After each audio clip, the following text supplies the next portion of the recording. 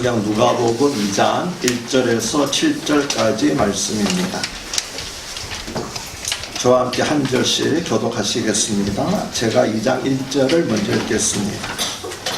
그때에 가이사 아구스도가 영을 내려 천하로 다 호족하라 하였으니 이 모든 유대인과 시리아 소속이 되었을 때 전한 것이라. 모든 사람이 호족하러 각각 고향으로 돌아가매 요셉도 다윗의 부속임으로 갈릴리 나사렛 동네에서 유대를 향하여 베들레헴이라는 다윗의 동네로 그 약혼한 마리아와 함께 호족하러 올라가니 마리아가 이미 잉태하였더라. 거기 있을 때에 천하나라에서 7절 함께 읽겠습니다. 처자들을 낳아 방보로 싸서 그에 되었으니 이는 요단에 있을 것이 없습니다. 아멘. 예수님의 탄생 이야기는 사복음서 가운데 마태복음과 누가복음에만 있고 마가복음과 요한복음에는 없습니다. 마가복음과 요한복음에 예수님의 탄생 이야기가 없는 이유는 마가복음은 종으로 오신 예수님의 주제이고 요한복음은 하나님이신 예수님이 주제이기 때문입니다. 종의 생일은 아무도 기념해주는 주지 않고 하나님은 누구로부터 태어난 분이 아니시기 때문에 생일 자체가 없습니다. 그래서 마가복음과 요한복음에는 예수님의 탄생 기사를 기록하지 않은 것입니다. 그런데 예수님의 탄생 이야기를 전한 마태복음과 누가복음의 기록에도 둘을 비교해 보면은 몇 가지 차이점이 있습니다. 첫째, 마태복음에는 아기 예수 탄생의 첫 소식이 다윗 왕가의 후손인 요셉에게 주어졌습니다. 그러나 누가복음에서는 아기 예수 탄생의 첫 소식이 마리아에게 주어졌습니다. 둘째, 마태복음에서는 이방인인 동방 박사들이 먼 나라에서 아기 예수를 찾아와 경배하였지만 유대왕 헤롯은 오히려 아기 예수를 죽이려고 하였습니다. 반면에 누가복음에서는 당시 가난하고 천대를 받던 목자들이 온 백성을 대신하여 기쁜 소식을 듣고 아기 예수를 경배했습니다.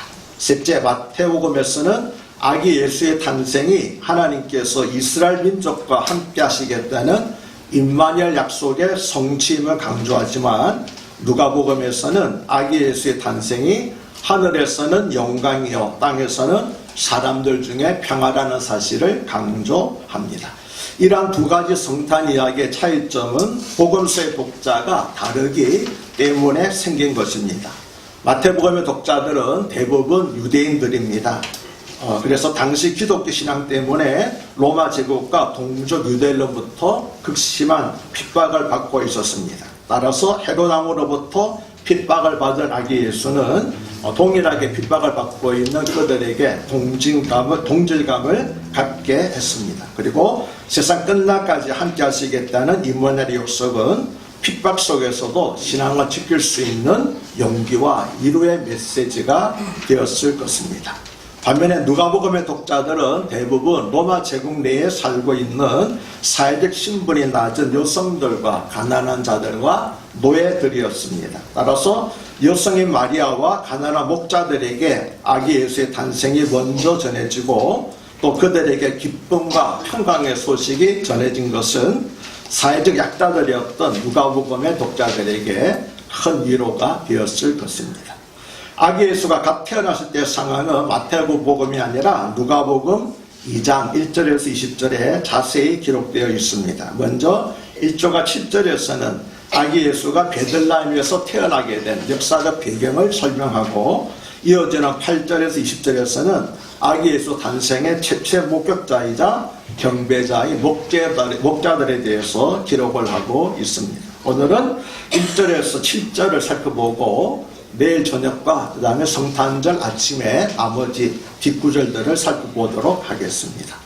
2장 1절은 그때 가이사 아구스도가 영을 내려 천하로 다 호족하라 하였으니라는 말씀으로 시작합니다. 여기서 가이사는 로마 제국의 황제를 가리키고 아구스도는 아우구스투스를 우리말로 음력한 것입니다. 아우구스투스의 본명은 옥타비아누스였는데 그가 로마 제국의 초대 황제가 되자 원로원에서 그에게 위대한 사람이라는 뜻인 아우구스투스라는 칭호를 붙여 주었습니다.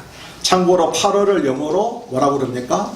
어거스트라고 그러죠. 이 어거스트라는 말이 바로 아우구스투스를 기념한 그런 것이었습니다.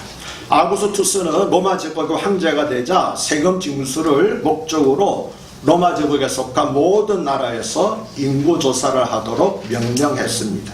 그는 정치적인 목적으로 인구조사를 명령했습니다. 그러나 그는 그 일로 말미암아 자신도 모르는 사이에 메시아가 반드시 베들레헴에서 태어날 것이라고 하는 구약 성경의 예언을 성취하는 데 일조를 하였습니다.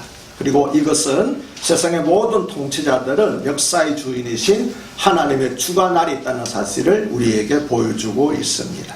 2절은 이 호적은 브레뇨가 수리아 총독이 되었을 때에 처음 한 것이라고 했는데 그 당시 팔레스타인 지방이 수리아 총독의 관할 아래 있었던 사실을 말하고 있습니다. 물론 헤롯이 유대의 왕으로 있었지만 헤롯도 수리아 총독의 통제를 받고 있었다는 사실을 말하고 있습니다. 수리아는 지금의 시리아를 말합니다.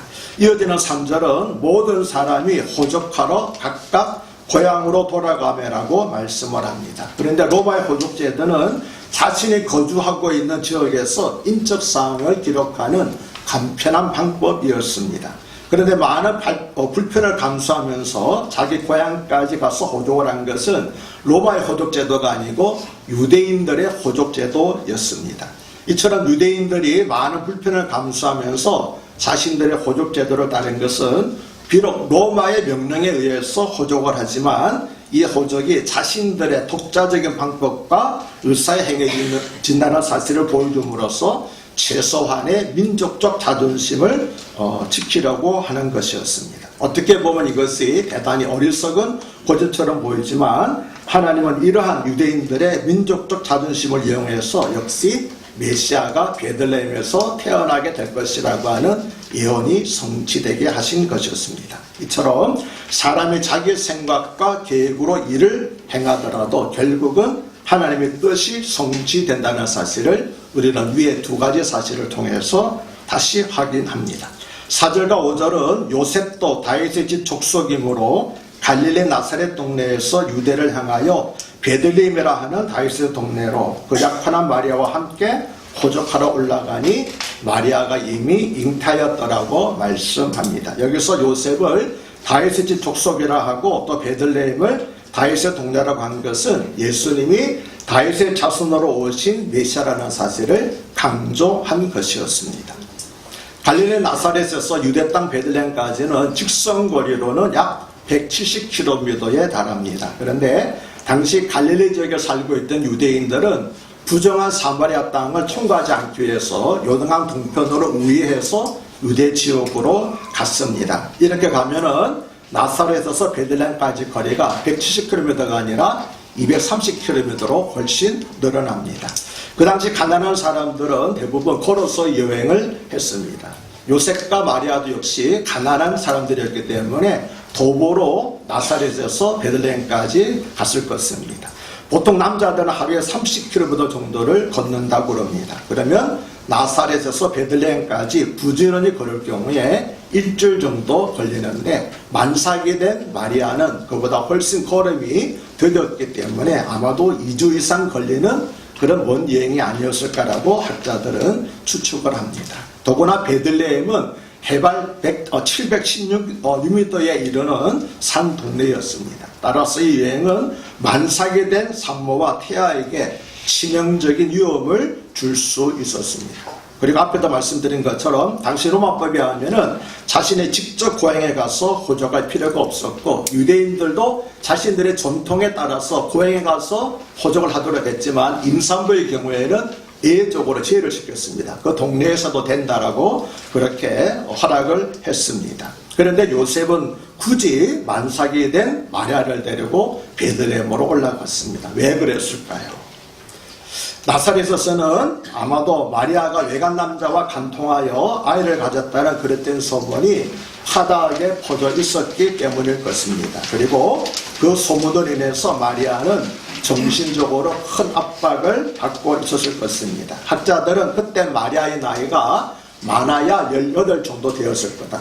왜냐하면은 그 당시에 유대사회에서는 여성들은 16살부터 결혼하기 시작을 했습니다. 그러니까 좀 더 잡아도 마리아는 18살 전후에 어린 나이였음을 알 수 있습니다. 따라서 마리아가 성령으로 아기를 잉태한 사실은 어린 마리아가 감당하기에는 너무나 무거운 짐이었을 것을 알 수 있지요. 더구나 요셉이 호적을 하러 떠난 후에 마리아가 혼자 아기를 출산할 경우에 그녀에게 쏟아질 비난, 그것을 마리아가 혼자 감당할 것을 생각하면은 요셉은 도저히 마리아를 두고 혼자 호적을 하러 갈 수가 없었습니다. 그래서 요셉 역시 이 여행이 무리한 여행인지를 알고 있었지만 인구조사를 기회로 마리아를 데리고 나사렛을 떠났던 것이었습니다. 요셉의 마리아와 동행한 것은 이처럼 사람들의 비난을 피하고자 한 요셉의 배려였지만 이 또한 성경의 예언을 성취하시는 하나님의 놀라운 섭리였습니다. 이처럼 하나님께서는 로마 황제 아우구스투스의 정치적인 목적과 유대인들의 민족적인 자존심과 그리고 요셉의 아내에 대한 배려를 통해서 베들레헴 에보라다야 너는 유다 족속 중에 작을지라도 이스라엘 다스릴 자가 내게서 너에게로 나올 것이라고 하는 미가서 5장 2절의 예언을 성취하셨습니다. 사람의 마음을 움직이시고 모든 일들이 톱니바퀴처럼 맞아 돌아가게 하시는 하나님의 섭리가 참으로 놀랍지 않습니까? 그런데 하나님의 놀라운 섭리는 이것이 전부가 아닙니다. 6절과 7절은 거기 있을 그때에 해산의 날이 차서 첫 아들을 낳아 강보로 싸서 구에 누였으니 이는 여관에 있을 곳이 없음이라고 말씀을 합니다. 그런데 마지막 7절에 이는 여관에 있을 곳이 없음이라는 말씀 때문에 베들레헴의 여관 주인은 물론 지금 살아있지 않지만 성탄절이 되면은 온 세상 사람들로부터 문매를 맞고 있습니다. 아무리 그래도 그렇지 어떻게 만삭이 된 그런 여인을 그렇게 움막에서 마구간에서 낳게 할 수 있는, 하게 할 수 있느냐, 아이를 마구간에서 낳게 할 수 있느냐는 것입니다. 하지만 이것은 당시의 사정을 알지 못해서 생긴 오해입니다. 예수님이 태어날 당시에 베들레헴 인구는 많아야 300명이 되지 않았다고 합니다. 그러므로 베들레헴에 제대로 된 여관이 있을 리가 없습니다. 300명 정도밖에 살지 않는 마을에 무슨 제대로 된 여관이 있겠습니까? 기껏해 옛날 우리나라에 시골 주막 같은 것이 하나 있었을 것입니다. 더구나 그것마저 출생지에서 호족하기 위해서 타 지방에서 온 사람들로 북적거렸습니다. 따라서 그 많은 사람들 가운데서 또 대부분이 남자였잖아요. 그 속에서 마리아가 아기를 낳는다는 것은 도저히 불가능한 일이었습니다. 그런데 베들레헴 지역은 석회암으로 구성된 산악지대였습니다. 따라서 그곳에는 자연적으로 생겨난 동굴이 많이 있었습니다. 사람들은 이런 동굴에 지푸라기와 물통과 먹이통을 놔두고 양과 염소의 우리로 삼았다고 합니다. 그리고 이런 동굴은 때로는 나그네들이 치유를 피하거나 하룻밤을 지새울 수 있는 쉼터가 되기도 했습니다. 오갈 데 없었던 요셉과 마리아는 여관 주인의 안내로 바로 이곳에서 아기 예수를 낳았던 것입니다. 우리는 보통 마구간에서 낳았다고 그러는데 학자들이 연구해 하면은 베들레헴에 300명이 되지 않는 작은 베들레헴에는 말을 기르는 사람들을 한 사람도 없었다고 그럽니다.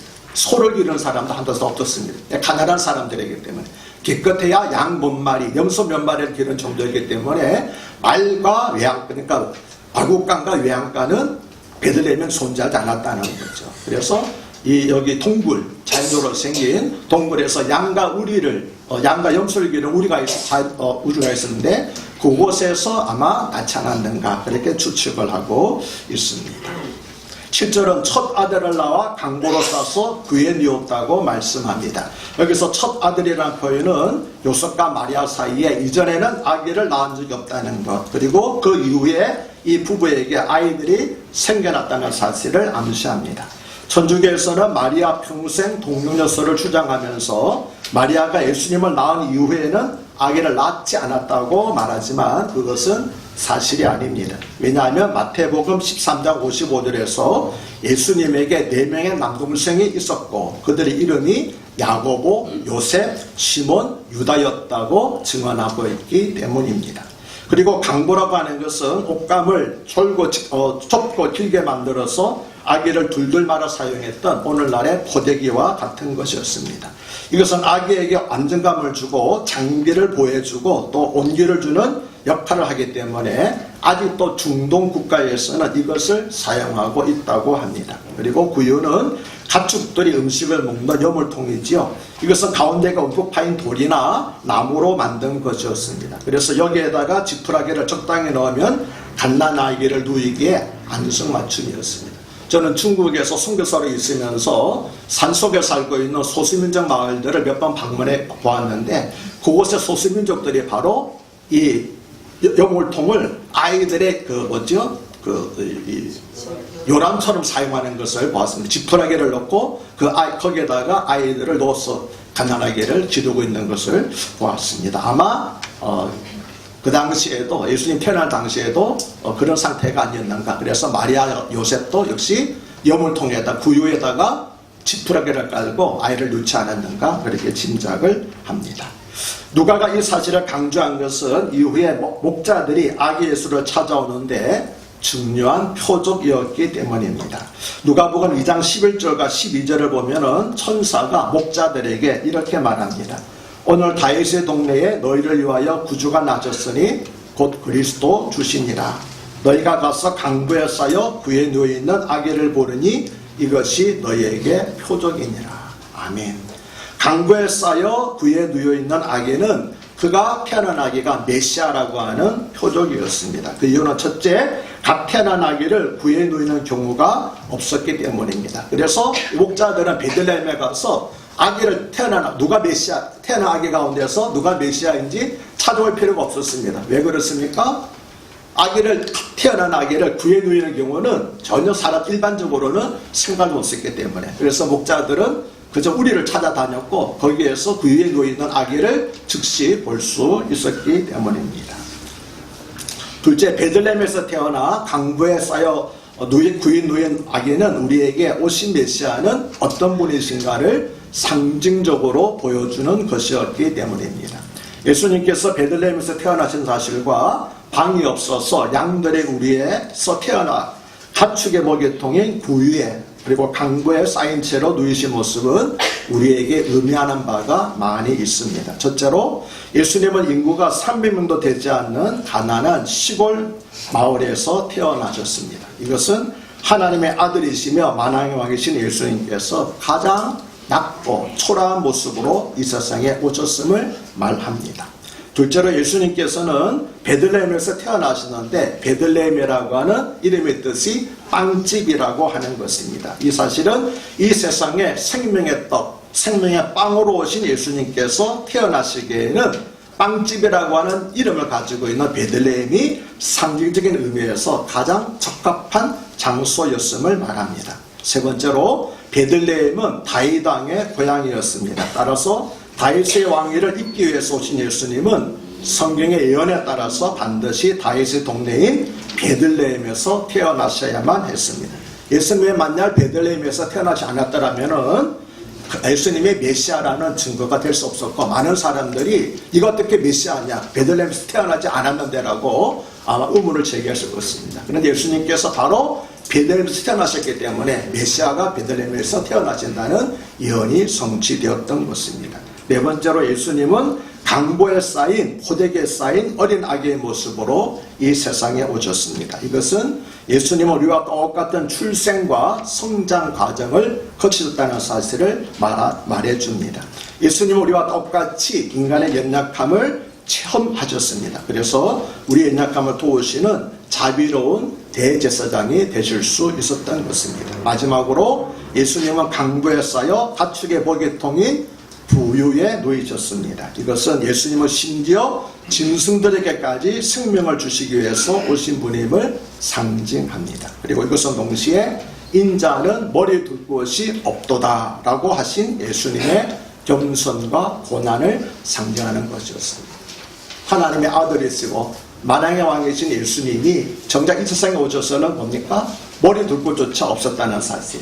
사람들이 사는 어느 곳에서도 머리 둘 곳이 없다는 사실. 그래서 짐승의 우리 구유에 누이셨다는 모습을 통하여서 예수님께서 얼마나 어렵고 힘들게 사셨는가를 우리에게 대표적으로 보여주고 있습니다. 그래서 빌립보서 2장 5절과 8절은 너희 안에 이 마음을 품어라. 곧 그리스도 예수의 마음이니 그는 근본 하나님의 본체시나 하나님과 동등됨을 취할 것으로 여기지 아니하시고 오히려 자기를 비워 종의 형체를 가지사 사람들과 같이 되셨고 사람의 모양으로 나타나서 자기를 낮추시고 죽기까지 복종하셨으니 곧 십자가의 죽으심이라고 말씀합니다. 존귀와 영광을 받으실 성자 하나님께서 하늘 보좌에서 내려와 구위에 누이셨습니다. 예수님은 가장 낮고 비천한 사람까지도 섬기시기 위해서 이처럼 낮고 낮은 자리로 임하신 것이었습니다. 그렇다면 우리도 예수님의 본을 받아서 더 낮아지고 낮아져야 할 것입니다. 왜 그렇습니까? 우리 주님이신 예수님께서 그때로 낮아졌다고 그러면 우리 가운데 아무도 예수님보다 높은 사람이 없습니다. 우리 주님이 그렇게 낮아지셨다면 우리는 그보다도 더 낮아진다는 사실을 우리에게 보여주는 것입니다. 그리고 2000년 전에 이 세상에 오신 예수님께서는 머리에 둘 것이 없어서 강구에 쌓여 부위에 누이셨습니다. 그러나 이제 우리는 그렇게 하지 말아야 됩니다. 2000년 전에 우리 죄를 대속하기 위해서 희생제물로 오신 예수님께서는 초란 우리에 오시고 그 위에 포대기에 쌓여서 그렇게 누이셨지만 이제 예수님께서는 그런 분이 아니지 않습니까? 예수님은 우리의 왕이시고 우리의 주인이신 줄로 믿습니다. 다시 오실 예수님은 더 이상 그런 예수님이 아닙니다. 만왕의 왕, 만군의 주, 그리고 우리의 신랑으로 오실 줄로 믿습니다. 그래서 우리는 더 이상 예수님을 양들이 살고 있는 그 우리 그리고 부에 누워서는 안 됩니다. 우리는 예수님을 우리 마음의 주인으로 우리 마음의 왕자에 모셔야 될 줄로 믿습니다. 예수님은 한 번 그렇게 베들레헴의 우리의 부에 누우신 것은 한 분으로 좋겠습니다. 이제 우리는 그 예수님으로 말미암아 제삼을 받았으므로 우리는 예수님을 우리 삶의 우리 마음의 왕자로 모셔야 될 줄로 믿습니다. 다시는 우리의 삶 양들의 우리는 초라한 곳에 머물지 아니하도록 우리 2000년에 오신 예수님을 우리 마음의 주인, 우리 삶의 주인, 왕으로 모셔드리는 그런 성탄절이 되시기를 주님 이름으로 축복합니다. 할렐루야. 하나님 아버지, 우리 주님께서 2000년 전에 그렇게 초라한 모습으로 오신 것은 우리를 섬기기 위해서 오셨고 무엇보다도 우리 죄를 대속하실 희생제물로 오셨기 때문에 그렇게 초라한 모습으로 오셨습니다. 그러나 다시 오실 주님은 그런 주님이 아니었습니다. 심판의 주로 오시고 만왕의 왕으로 오시는 줄로 믿습니다. 뿐만 아니라 이미 주님께서는 부활하여 승천하셨습니다. 우리의 죄의 문제를 다 해결해 주시고 하늘 보좌에 앉으셨습니다. 주여, 그러나 우리는 여전히 주님을 우리 집 바깥에 세워두고 있습니다. 여전히 주님을 초라한 양우리에 모시고 있지 않습니까? 주여, 혹 그랬다고 그러면 용서하여 주시고 이제라도 우리 주님을 우리 마음속의 주인으로 내 삶의 주인으로 왕으로 모셔드리는 믿음과 결단이 있게 하여 주시옵소서. 우리 주님 예수의 이름 받들어 감사하며 간곡히 기도드리옵나이다.